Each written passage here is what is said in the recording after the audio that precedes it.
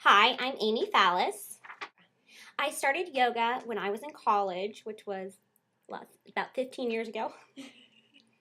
It was something I tried in college, and I found it very invigorating as a runner and an aerobics instructor. So it was something I wanted to try, and I found it gave me a good balance between the high intensity that I do and the pounding I put on my body to the stretching that it needed.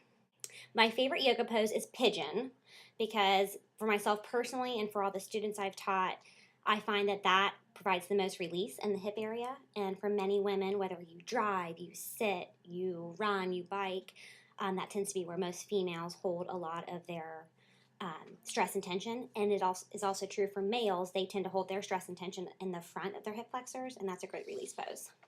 I would be a cat. And the reason is cats are very quick and agile. They also can be very elongated when they stretch in their poses, and those are a lot of the things that I think of when I think of yoga. Cool. It's actually the Manipura, and that is the belly chakra, the belly of fire, and it means brilliant gem because it's a bright yellow sun. And that is one of my favorites because it initiates your self-confidence, self-esteem. It initiates your power that you hold within. So those are some of the things that are important to me, and the reason I teach yoga is because I think yoga teaches students to empower themselves, have self-confidence, and to increase their self-esteem. Yep. You know, yoga is a lot of different things to me. It brings me inner peace to go into a room and just be able to focus on myself and nothing else. It helps me balance out the physical aspect, but also the mental aspect of my life. But most importantly for me, yoga is fun. I can go in there and just play around, and it creates a great experience for confidence.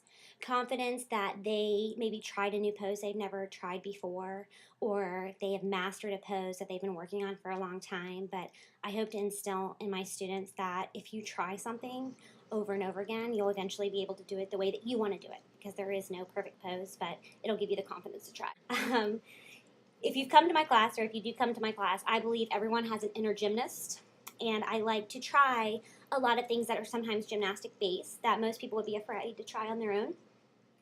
So that's probably something people should know about me is I will make you try things, but it's to make it better for you. You don't have to do it the way I do it, but I think it's worth trying.